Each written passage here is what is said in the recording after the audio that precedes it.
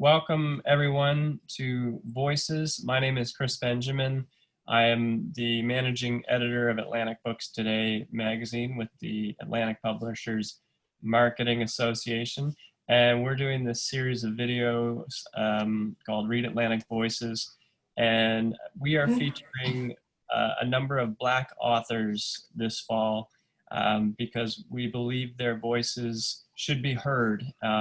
And we're hoping to amplify those voices. They have written so many wonderful books for this region, books of pride in their communities, of truth about histories, and things that just need to be heard. So we're really pleased to have Sylvia Parris-Drummond from the Delmore Daye Learning Institute conducting these interviews. And so she's here again. And today we are featuring author Gloria Ann Wesley, who is a poet, a children's author, a young adult author, a nonfiction author. She does it all. And we're really pleased to have her here today. So I'll hand it off now to Sylvia, and that's all you need to hear from me. Thanks, Chris. Thanks again to you for helping coordinate this and for the organization for hosting it. And a large welcome to Gloria Ann Wesley, who I have to say out loud and acknowledge, we go way back, as the saying goes, and so that makes it really doubly thrilled for me to be able to have a conversation with her.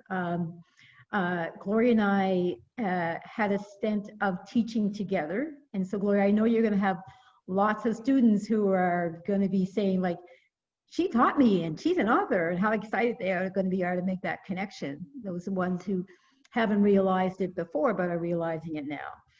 But a very special thank you to you for making time. And I really want to acknowledge that this is a conversation, so that we're so happy to have authors, sharing their perspectives, helping us get a grasp about where stories from, how they're grown, their connection with community. And we know that that's best coming directly from your voice, right? So as in Voices is the name of this project that we're doing. So I want to begin by inviting you to start with that experience for us. If you want to tell us something about your community, your family, your kinship community, and where that kind of might be connected with how you began and got engaged in your writing work, your authorship. Well, good morning, Sylvia. And first, I'd like to thank you and Chris for inviting me to have this opportunity to speak. Mm-hmm. Few and far between when they're recorded. It's kind of a keepsake that I will have too for my children. Mm-hmm. Mm-hmm. One of the things that influenced me as a writer was my community. It has such a wealth of history. And, growing up, we didn't get a lot of history.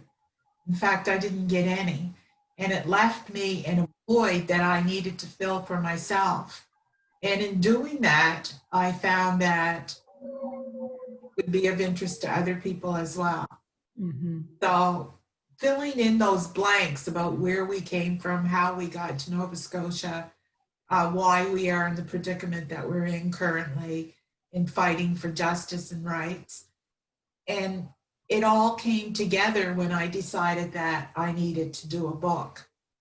So I just find that here in Nova Scotia, the background that we have in sharing that history needs to be developed. Mm-hmm. Now, speaking to you is a great opportunity. Mm-hmm. Mm-hmm. And that helps to further educate and expand my work and the work of other Black authors. But my community is very supportive. My family is extremely supportive. And they always want to know, what am I writing about? When is it going to be published? And they're very anxious about learning their history. Mhm. We have a great community, a great family. I had great teachers in high school who encouraged me, and just a wonderful, wonderful experience. Mhm. Mhm. And maybe you could share with folks kind of your geographic community. I don't want to bound you into that because I know we understand community so broadly. But yeah, just share a little bit with us about that, and maybe if that has shown up in current or previous stories. Well, I grew up in Yarmouth, which I didn't really have a Black community per se to associate with, but I had a very multicultural community and grew up amidst, French and English and Mi'kmaq and a few Blacks that lived nearby. Mhm. We interacted daily, really. We played baseball. After school, we would play, hide and go seek, and we would have little mini Olympics in our backyard. And so I have this connection to community when I go to Yarmouth that, there's people turn out to hear me read. Mhm. That Mhm. personal connection that you have with your audience. And, but I spent almost 15 years in Guysborough County. And I lived in Monastery and I lived in Lincolnville. And I taught in Guysborough. Mhm. And that I lived there longer than I did in Yarmouth. So I have a little trouble relating to community, like which one is Uh-huh. community? People usually associate it with those you grew up with in your early years where you were born. But for me, community, a lot of my experiences happened in Guysborough County. I went there at a young age and I taught for almost, you know, uh, 29, 30 years there. So I consider that really the background to my novels, Okay. how Black people interact with each other, our struggles. And I belong to a lot of committees and groups. And I have that background and experience to draw on all the time. Mm-hmm. Mm-hmm. Yeah. Yeah, it is really interesting. It's you can live years in one place or another, right? But it's also impacted by the engagement that you have with folks and the different things that you're doing at the time. Was there in either one of those places or in your journey in terms of being the author, uh, the connection between maybe authors, local Atlantic authors who inspired you, or authors who inspired you, and maybe even folks who mentored you? Can you say a bit about that for us? I think my greatest mentor was my high school English teacher who recommended me to become editor of the new school newspaper, Mm-hmm. supported my writing, who edited things that I wrote for the newspaper. He also recommended that I write a column in the Yarmouth Light. It's extinct now, but at the time it was the community newspaper. Mm-hmm. Column in the local newspaper. And I think even when I go to Yarmouth, he comes to every event that I have. He has been a mentor in encouraging, but not just encouraging, but giving me confidence. And I find that that's very important, that you have people around you that give you confidence to continue. My first publisher at Fernwood, Beverly Rock, was very encouraging. And there are other people in my life that, besides family, but close friends. I have a cousin that always turns up and communicates that I'm doing well and I love your work. And she's very influential in helping me continue to write. Mm-hmm. So that's important for me. Mm-hmm. But other authors, I had an opportunity to appear in George Eliot Clark's first books about Nova Scotian writers. And, you know, I found just having that exposure on that level was good for me as a writer. Mm-hmm. There are other people too that helped me along the way. I have a close friend who she makes sure that she collects all my books. You know, Mm-hmm. it's important to know that you have people that sustain you as a writer. Right. Recommends book clubs, and she often travels with me, so that's important. Yeah, I can just imagine the enthusiasm that you would have heard from Dr. George Eliot Clark in terms of encourage you on the journey. I think that is definitely a theme that we know about him. And in terms of theme, what I'm hearing and that you're saying is that a few things, and one which may have cross-connected with you as a teacher as well. What I feel like I'm hearing in terms of a theme is this idea about what people say matters, right? And so when people are deliberate about being encouraging, that really matters. It's really helpful. But I think when I also hear you talk about how you are encouraging to folks, that is, it flows fairly easily off your tongue to be supportive. And so in terms of you as a mentor, which I know people have and will continue to identify you as, how do you see that as a role? Like how you've been general about it, but maybe talk a bit about how you're deliberate about that as well. I think as a mentor, it's important to keep in mind that you're not an authority on anything.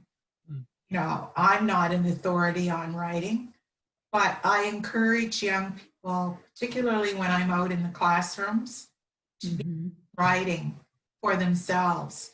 Like most people write for others, for their teachers, you know, but very few people write as a medium through which they can express themselves for themselves.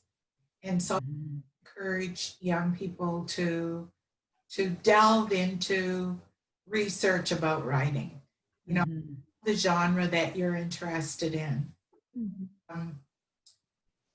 Practice on a daily, you know, practice daily, and maybe even, you know, send out your work to publishers, because a lot of young children, you know, 10, 12, 14, and so on are publishing.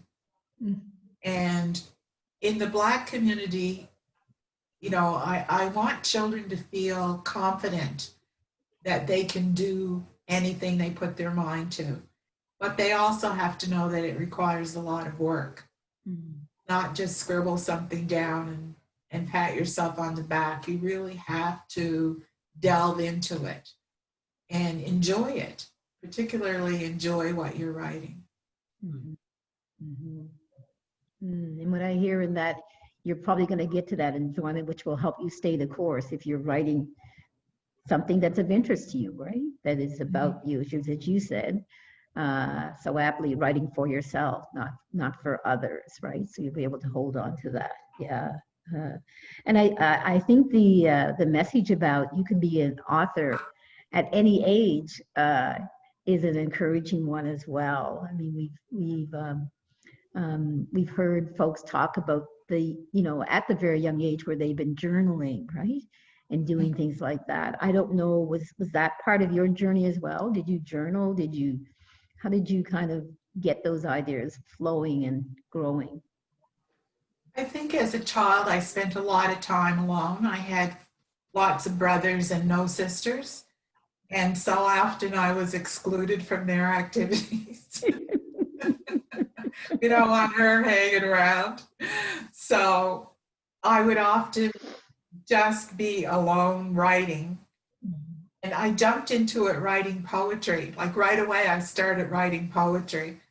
And I started collecting my poetry in a notebook. And every day I try to add a poem to the collection. And then, of course, in high school, I was writing all the time for the paper. Mhm. I enjoy writing, and it's always sustained me in times when I had nothing else to do, you know. Like, I was never bored. Mhm. I always had a notebook and a pencil. And, and so, you know, I think young people have to realize that there's no such word as boredom. There's just too much in the universe to connect to outside of yourself. Mhm. Mhm. Mhm. Yeah, and we've kind of looked at the themes, and I feel like right now is time I'm going to stick up this book. It's hopefully you could see it, okay? Oh, yes. Does that name look familiar? It does. It does. An oldie. Yeah, I don't know if this is, I don't know, this is near the beginning. I don't know if it's the beginning in terms of like published out there in others' hands, not necessarily your writing, No, there's but one before that. one before that. I'll Yeah. show it to you. I only have 2 copies. Okay. But, this was my very first book. Mm-hmm. You see that? Can you And say the you'll name know of title out loud for us? it's To My Someday Child. Oh, Always thought that one day I would have this wonderful child mm-hmm. who would be just like me. And those, oh gosh, yeah. And you can And so tell you it's had that spread across your children then, did you, or did each child have a bit of you? I think each child has the best part of me. Okay. I've retained all the other parts for myself. Aren't you generous? Good mom. And this photo, that I was 18 at the time when I published. 18 when you published. Yes, and Okay, I think you got the record now for those we've been able to talk to. We've heard 23, I think, as the youngest. So 18, awesome.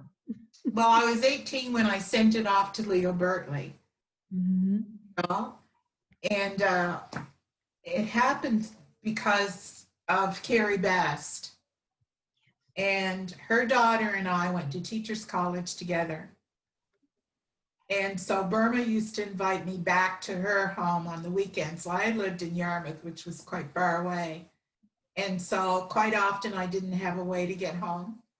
And Burma would say, well, come to New Glasgow, you know, we'd love to have you.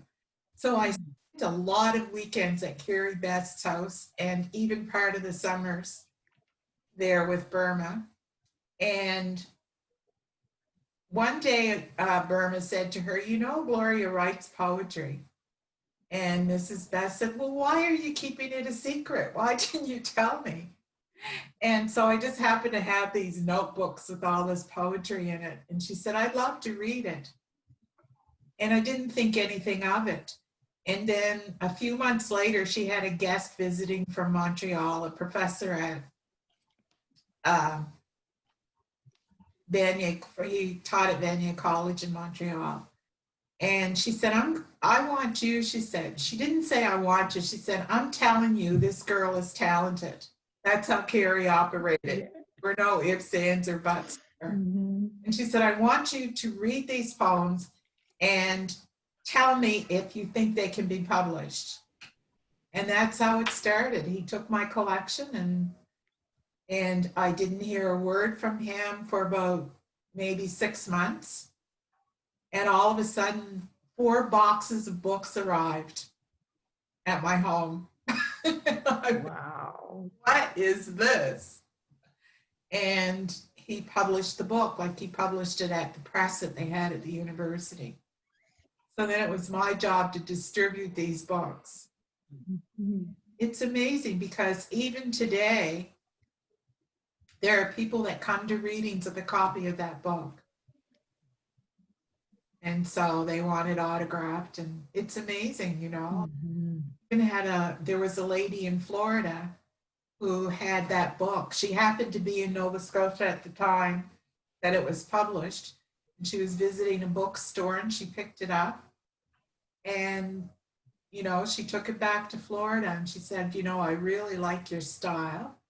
And she still communicates with me. You know, she Wow. little gifts, Christmas time, birthdays. And she's a very tiny little Jewish woman.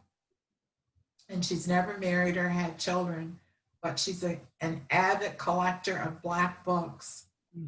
So even she has sent me, you know, books by writers from Florida.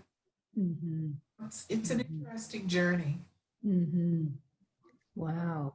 Thank you for sharing that. I mean, that is so, you know, many, of course, many of us know the name Dr. Carrie Best, and you know, and her presence in Nova Scotia, in New Glasgow for sure, but in Nova Scotia, and the work that she did as a journalist and with her family. So what I also hear in what you've shared with that in the story is, you know, how we can be supportive of each other. I mean, she used her connections, right, to Yes. support you. And you know, yeah, and I kind of hear that as well, as there's an opportunity there. And that often happens in community, actually. That's something I think we would know very well. But I think I appreciate your story, really sharing that out loud, for us, right, to take. Like people may think that, oh, well, you're the first published Black poet, but they don't know the story behind it.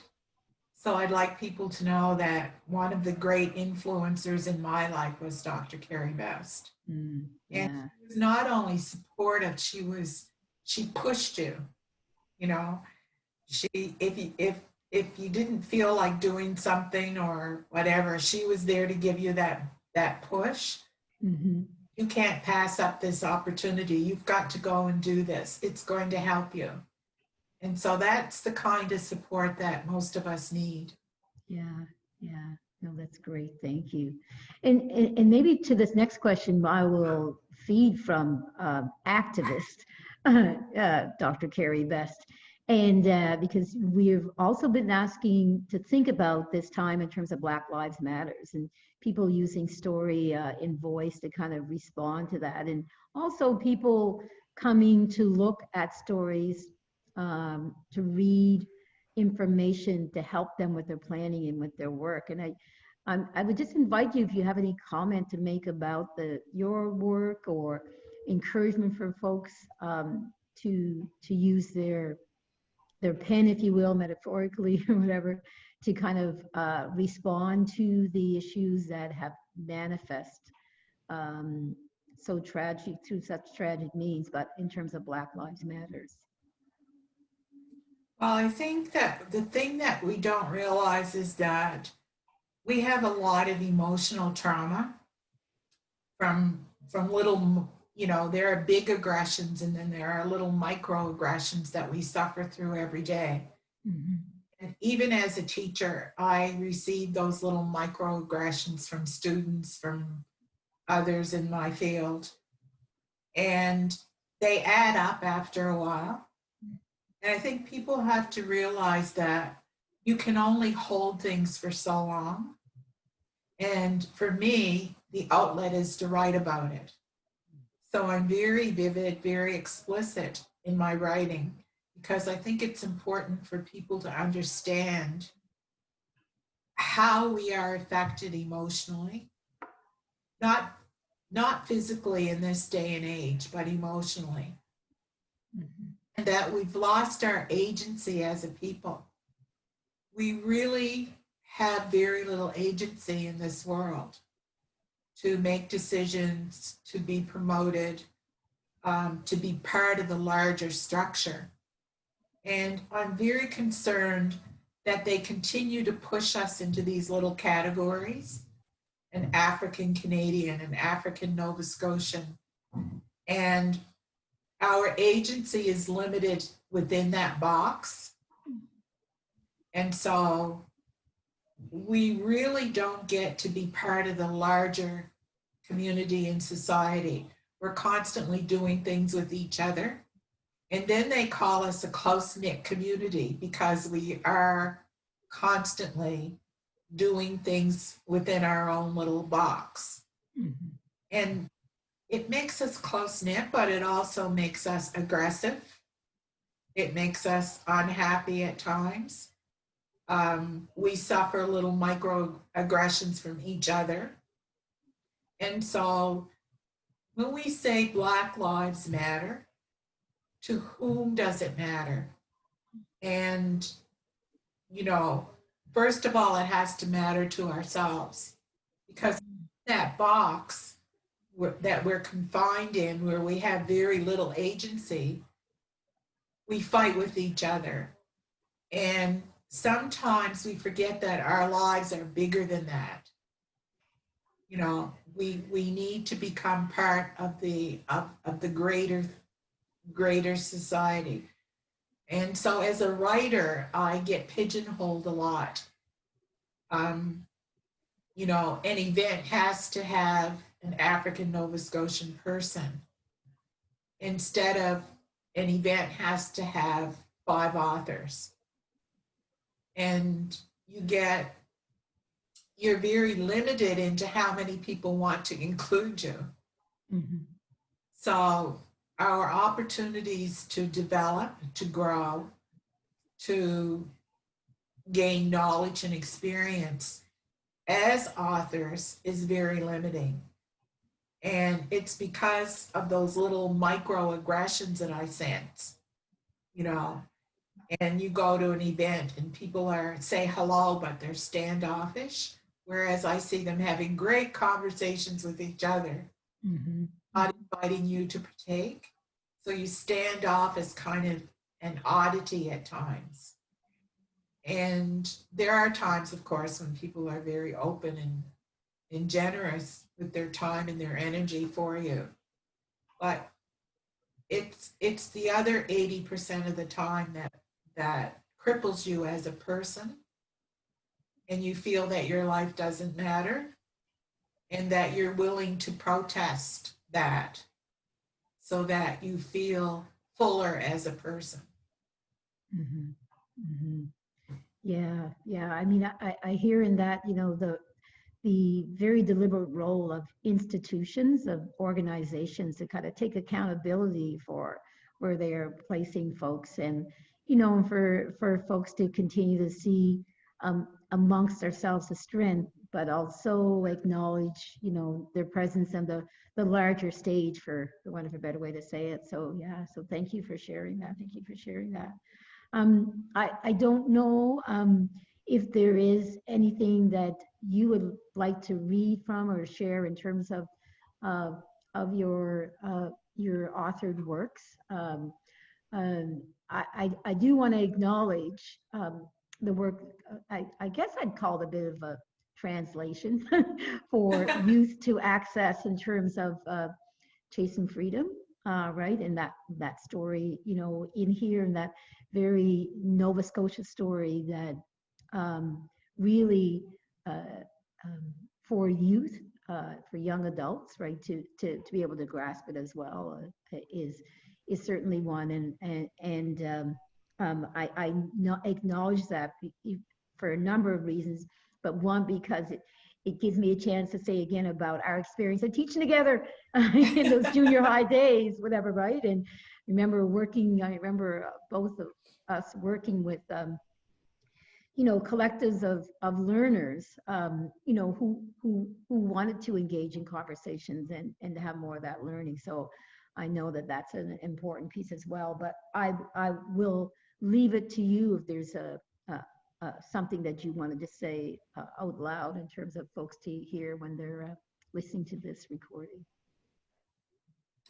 Well, I'm very appreciative of teachers, particularly, perhaps because that was my profession, but they are the mainstay for authors, inviting us to their classrooms, having the children discuss with us, you know, the background to our novels, the experiences that we have because of our race.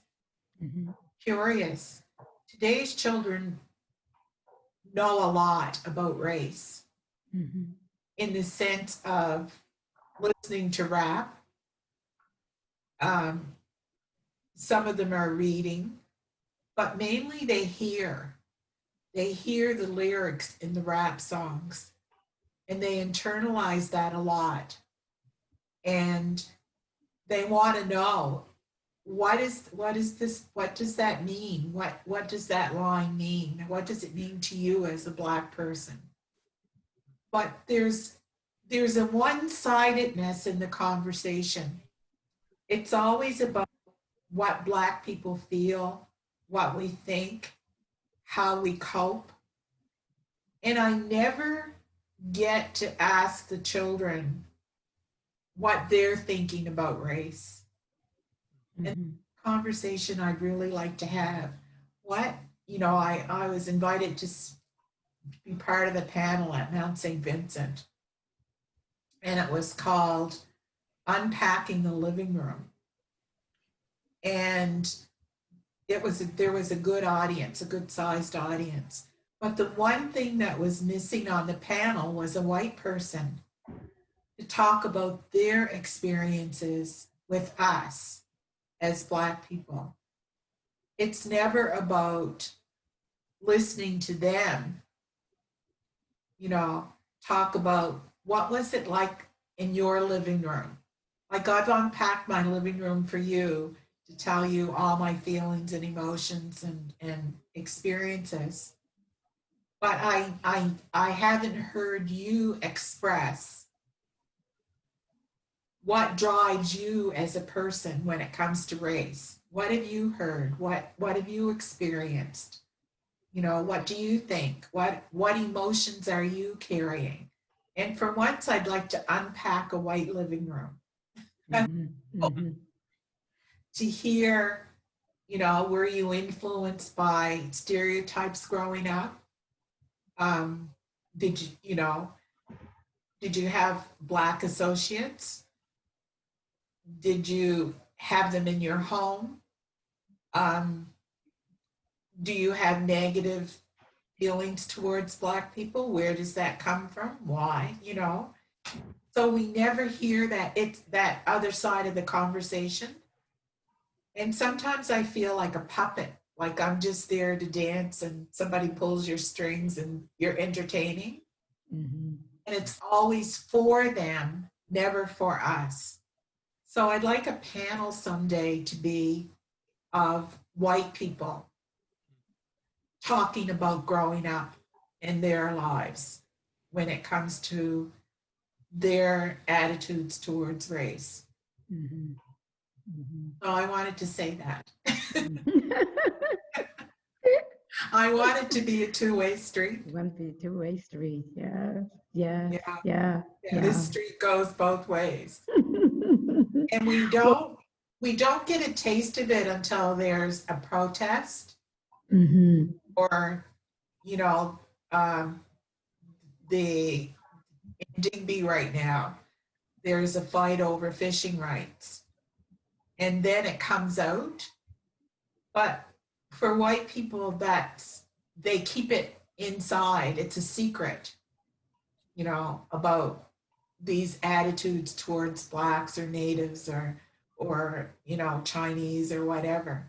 We don't get into their heads, but we as Black people are constantly sitting out there revealing all of our thoughts to them.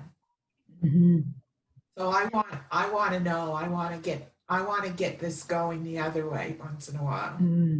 I'm just thinking too. I guess before we close out, is I'm thinking through this idea about the ways that you can have a conversation. So I think we would be hopeful that when folks take up the works of the authors that we're presenting and listen to these stories, they will at least be able to have what I would call a reflective conversation. So almost engage in those resources in a way that is a thinking dialogue, so that the conversations that might come out after the fact from folks, are also somewhat informed, I guess I would say, in terms of that go forward. So yeah. But yeah, thank you so much for this conversation. And like I said, I didn't know if, again, if there's anything you wanted to say in expression of what you've done, if that's appropriate to ask. We do, I guess we do want to not just thank you for what you've done, the works that you've done and the works to come. If there's anything you want to share out there that might be on the horizon, but again, for your vulnerability in this conversation with us, Gloria, it's very much appreciated. Well, I'm appreciative of the time you took to talk to me. It's nice to have these opportunities that we don't get very often. Thank you. Thank you very much. Thank you both so much. And yeah, it's Gloria, your comments make me think, although I'm very proud, as I said, we really want to amplify the voices of Black writers, but I'm going to think about ways to make it more of a two-way street in a way. And I think you're right. You know, it's, I don't know if it's shyness or afraid to say the wrong thing, but we need to encourage white people to talk about race as well. And honestly and openly, that's, I think, an important way for us to move past segregation, which still exists in this province, and have more community integration, as you were saying, so that it's, yes, tight-knit Black communities, I think, are a positive thing, but to also be inclusive and make sure everyone feels comfortable having these conversations, which are often uncomfortable right now. So thank you for raising that point, especially, and thank you so much for your time today.